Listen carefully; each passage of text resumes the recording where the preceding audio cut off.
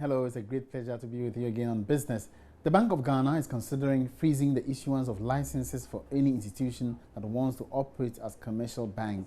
The move is part of measures the regulator is looking at to check the number of banks operating in the country. But how will this affect several applications currently before the Bank of Ghana for approval? Joy Business understands that the Bank of Ghana is currently working to engage several stakeholders on this proposal. Sources say the regulator wants the decision to be based on a broad consultation with all those who matter in the financial sector.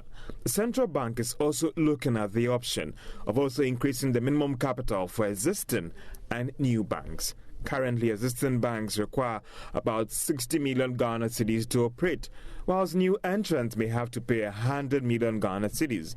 The Bank of Ghana believes that increasing the minimum capital could also help check the number of banks in operation. Joy Business is learning that the regulator is worried that despite the increasing number of banks in the country, there are still certain critical sectors that have not been given the necessary attention. The Bank of Ghana is also worried that it always has to give waivers to some banks to allow them finance certain critical projects because of the single obligo rules. It, however, believes that increasing the capital again could help check this.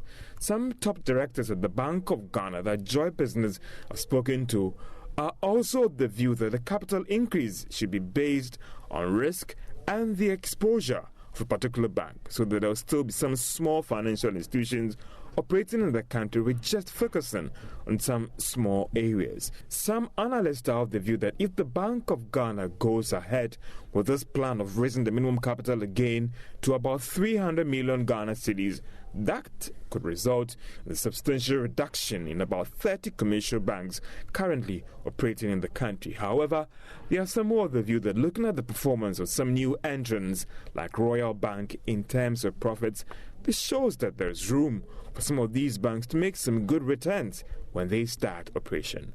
But a source close to the Bank of Ghana has told Joy Business that even if the plan is implemented today, it will not affect applications currently before the regulator. AngloGold Ashanti has re-emerged in the top 40 mining companies of the world for the first time since 2013. The PwC's 2015 annual mine report released showed a race to the bottom with many new records set by the world's 40 largest mining companies. The report, which analyzes the financial performance and global trends, revealed a first-ever collective net loss of $27 billion for the top 40 miners, the market capitalization falling by 37%. Here's a Business Desk report. Last year was undoubtedly challenging for the mining sector. According to the report, the top 40 mining companies experienced their first-ever collective mining net loss, their lowest return on capital employed, a significant drop in market capitalization, and an overall decline in liquidity. This means the top 40 were more vulnerable and carrying heavier debt loads than in previous years. The report analyzed 40 of the largest listed mining companies by market capitalization. 4 new entrants in this year's top 40 were Chinese companies. AngloGold Ashanti re-emerged in the top 40 for the first time since 2013. The number of emerging companies included in the top 40 has increased by 2 and now totals 19. For the first time, a lithium company has made the top 40. While this must be viewed in the context of the much larger traditional energy sources, there is no doubt that the energy landscape is changing and new world disruptors will have a role to play. The financial information for 2015 covers the reporting periods from 1st April 2014 to 31st December 2015, with each company's results included in the 12-month financial reporting period that falls into this time frame. Furthermore, the Mine 2016 report also found that investors punished the top 40 for poor investment and capital management decisions, and in some quarters, for squandering the benefits of the boom. It also showed a positive focus on cost reduction, resulting in a 17% drop in operating cost against the backdrop of higher production volumes and lower input costs. an impressive achievement given the production increases seen during 2015.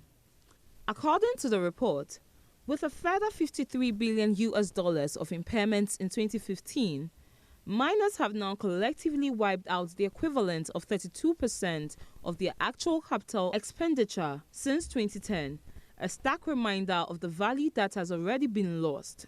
This also represents 77% of this year's capital expenditure. While China is still critical to the success of the mining industry, accounting for about 40% of overall commodity demand, it can no longer be relied on to supercharge returns. As the country moves from a manufacturing-based economy to a services-based economy, the previously rampant demand for commodities will still not resume with the same intensity. While the mining industry continues to face significant challenges and constraints, experts maintain there is still a long-term positive outlook. And that's all in business for now. Many more business items come your way at midday. My name is Emmanuel Abuaji Biafe. Up next is sports.